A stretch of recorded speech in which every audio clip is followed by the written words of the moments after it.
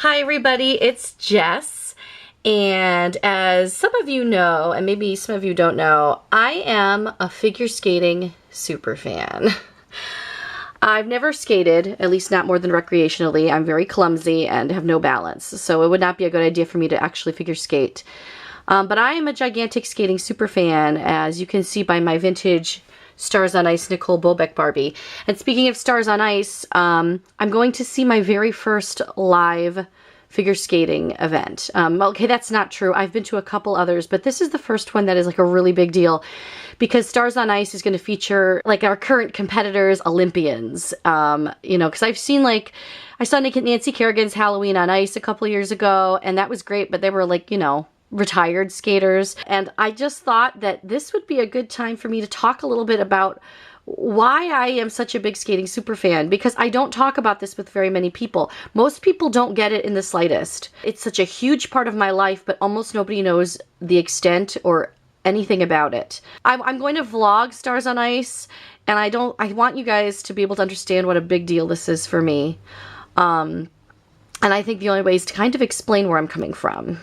And by the way, I'm not unboxing Nicole here, and I got her, I actually found her from Once Upon a Child, like a month ago or two.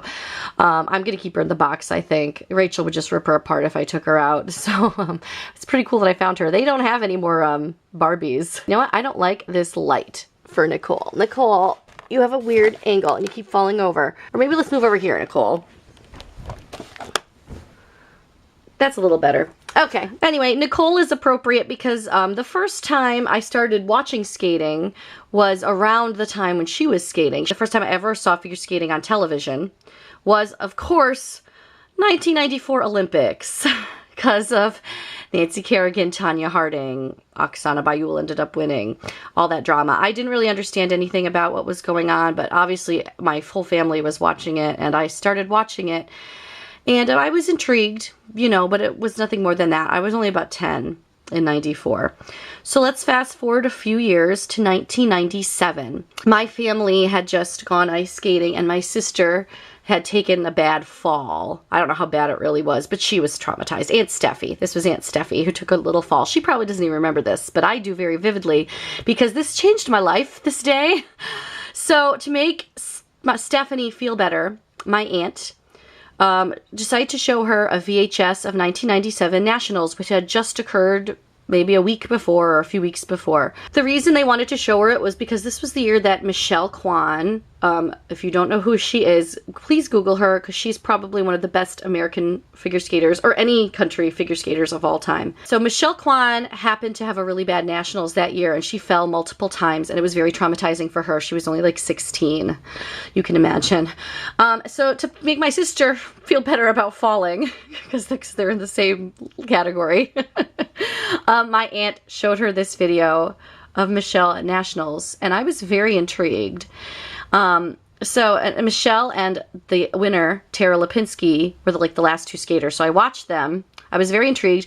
Then I rewound the whole VHS, and I watched it all from the beginning, and I kind of kept watching it over and over and over again, and I was really, really interested. I was especially intrigued by Tara because she was really young. We were fairly close at age. She's only like a year or two older than I am. And Tara, you know, won nationals that year, and then she ended up winning the world championships too in 1997. So I became a huge Tara fan, and I started really watching some figure skating, you know, VHSing it myself, taping it, you know, a lot. I was definitely into the 1998 Olympics, with Tara ended up winning. I did not become a Michelle fan until I really became educated about skating. So please don't blame me. I was thrilled that Tara won the 98 Olympics, okay? After that, I didn't really exactly watch much skating for the whole next season. But then in 1999, I happened upon the Grand Prix in the fall. It was on TV, ABC at the time, and ESPN. I was again brought back to where I was a couple years earlier, except now I was a little older. And there was the internet now. We had the internet. At least maybe we had it in 98, but I didn't really use it very much. 1999, 2000, I was definitely, that was like my high school. I was definitely into the internet. I watched the whole rest of the Grand Prix, and I started watching Nationals in 2000, and that was when I started to watch figure skating regularly, because not only did I have the great, fantastic coverage of the entire skating season from ABC and ESPN, but I also had online resources to kind of help me learn more about the skaters and the competitions and the rules. For about 5 years, I was very, very much a huge skating fan, with as much knowledge as I could get. I was especially a big fan of Sarah Hughes, who won the 2002 Salt Lake City Olympics. That was right in the height of my early 2000s skating fandom. I was a fan of hers before she even was close, even a thought to maybe medal at Worlds or the Olympics. I was a fan from the very beginning, so her winning was a big deal for me. But then I had a bit of a break, another 5 years, from between 2005 to 2010. I didn't watch skating as regularly as I had.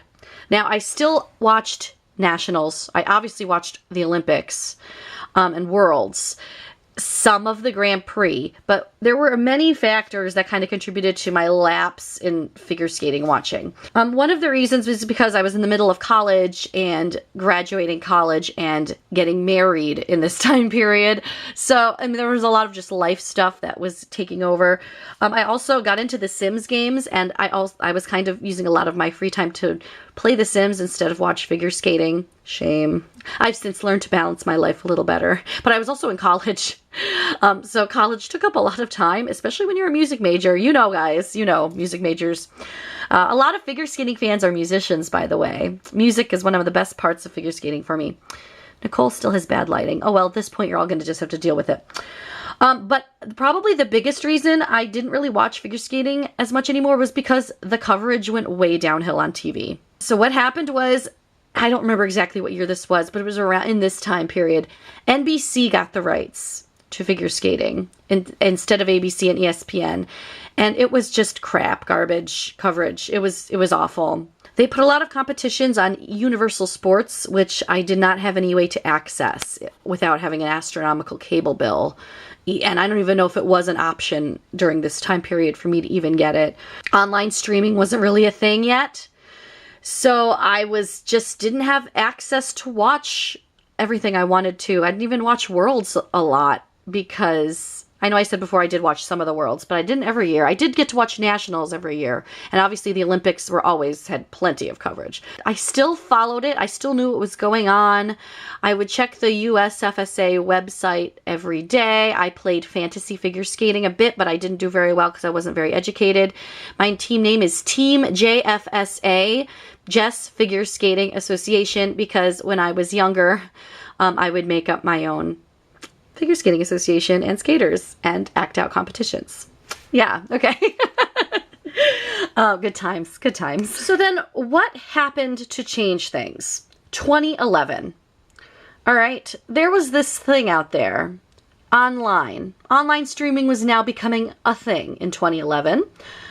This thing out there was called Ice Network. And it was basically an online figure skating channel paid per year. It was like $40 a year back then. It's like $50 now. I was very reluctant to get Ice Network for several reasons. I was worried about the quality of Ice Network. I was worried about it, watching based on the internet and the computer. I was worried about having to rely on that, especially something I paid for. Obviously, anyone who's an Ice Network subscriber knows that this was a legitimate concern and still is today. I was also just worried that, another laughable thing, that if I had such easy access to every skating competition, or at least every major skating competition, it would take over my life. Maybe that happened a little bit.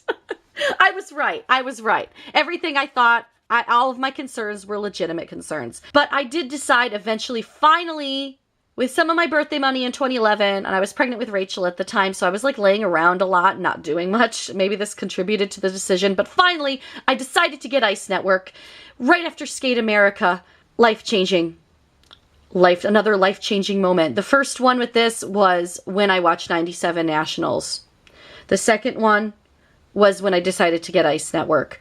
Because suddenly, I could watch everything from the Grand Prix. Because that's another thing. This coverage that was on, it was only really focused on like the men and the ladies and the top competitors, like the top 6. Maybe they'd show the second to last group too, like 6 through 12 or 7 through 12. But the pairs and dance, you didn't see any of it. I didn't know anybody. You know, and so this was like Ice Network. I was watching a lot of people. I had no clue what it was, but I was like, just watch and learn. I know as the season went on, I started to just learn more and more. And by the way, this is the year 2012. I was so excited to watch all of Nationals on my computer on Ice Network, and I happened to have a baby right in the middle of it. I had Rachel on the evening of the Ladies Short program in 2012. And I was like, oh crap, I can't watch Nationals. But then I'm like, wait, I can still watch it on TV. I ended up watching it in the hospital, and all the nurses were like, oh, is the Olympics on? I'm like, no, the Olympics are not on.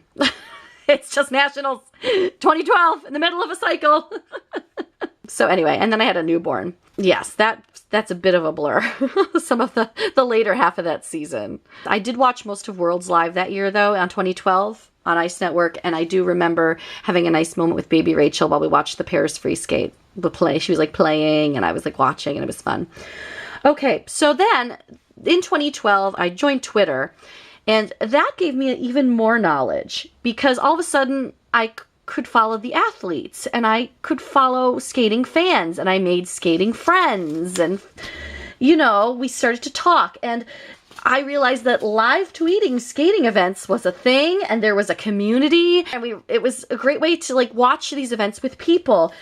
And I slowly, you know, I would start to really want to watch live tweet, and I would learn so much. By 2014, I was very invested by the Sochi Olympics. I mean, it was pretty great. And I still didn't even know that much, you know, but I mean, I knew so much more. That was when I first started to learn about the Junior Grand Prix and what that meant, and watch the younger skaters and watch people come up through the ranks. And I had people to talk about it with online. So after the 2014 Olympics, basically Sochi took over my Twitter timeline so much. My regular Twitter, that I'm like, I need to make a Twitter just for skating. So I started my skating Twitter, and I'll put the link, or at least I'll put the name down here. Team JFSA. Does that sound familiar? Because it was the name. It's the name of my fantasy skating team. It still is. You can look for me because I still play. Okay, so why was Twitter so valuable in the last 4 years? It just educated me so much. I just had so much knowledge at my fingertips. I would know when skaters were injured or withdrawing, but when the competitions were, and about the rules too, because the international judging system, which is very confusing, and it took a long time to kind of understand what I was looking at. I still don't understand everything about it, but I know so much more now, just so much more. For instance, in 2014, I did not understand how different countries were awarded different spots, 3, 2, or 1 skaters per discipline at Worlds. I had no clue. I had some clue, but I didn't really know. I was clueless. Fast forward to 2018, and I'm explaining in depth to my husband about grades of execution and +2, +3, -3s. I'm explaining this part of the judging system to him like in depth, and I realized, how did this happen? I know all this stuff now, and there's still so much for me to learn, but it really makes it so much more enjoyable when you actually know what you're looking at, and you have people to talk to, and you have Ice Network. And yeah, Ice Network is not the best. It's not a great vehicle to watch skating on just because it's really glitchy, and the video takes like 24 hours sometimes to come on if you can't watch it live. Now there is an Olympic channel, which NBC is actually showing more skating now finally, and I actually get Olympic channel included with my cable package. This is brand new information. So this season I kind of did a combination of Ice Network and Olympic channel. Olympic channel was good to DVR if I couldn't watch it live, so I could watch it faster. So where does that bring us? To Stars on Ice. Stars on Ice comes to Hershey every year. Obviously, Hershey is one of my favorite places, and we're very familiar with it, and we know it's in our vicinity. The show has always been on a Thursday every year, and I always have work on Thursdays, and my husband always has work on Thursdays. This year the show's on a Friday, and I happen to not have work. And the tickets were very inexpensive, and so I'm like, we're going to go to Stars on Ice this year, and we're going to Stars on Ice in a post-Olympic year.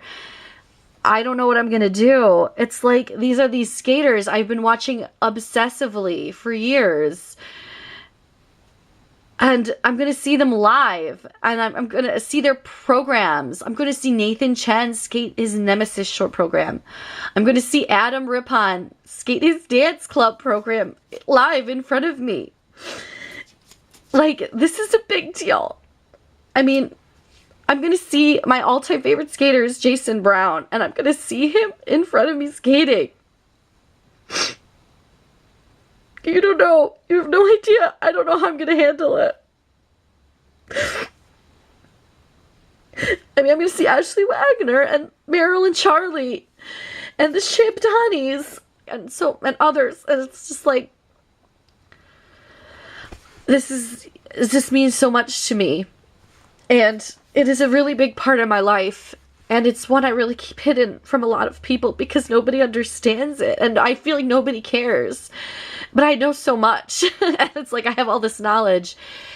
And nobody knows. And at first I wasn't going to talk about it on this channel. And now I feel like I should because it is such a big part of my life. And I thought I should record this video before Stars on Ice. If you see me crying or something, it's like you won't think I'm a crazy person because this actually means a lot to me.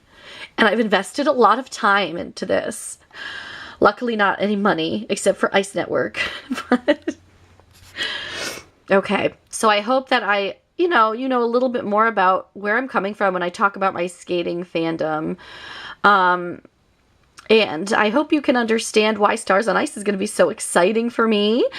And I hope in the next 4 years to learn even more. I'm starting to understand ice dance a little bit more. I was really clueless about everything, and this year I finally started to kind of understand it a little better. So maybe in 4 years I'll be able to, like, you know, talk about that more and explain it better. Who knows? I just want to keep learning and keep watching, and just, it's so much fun. And keep interacting with the skating community. And yeah, and look out for that video from Stars on Ice because I think it's gonna be a memorable experience. So I guess I'll see you in that video. Bye guys.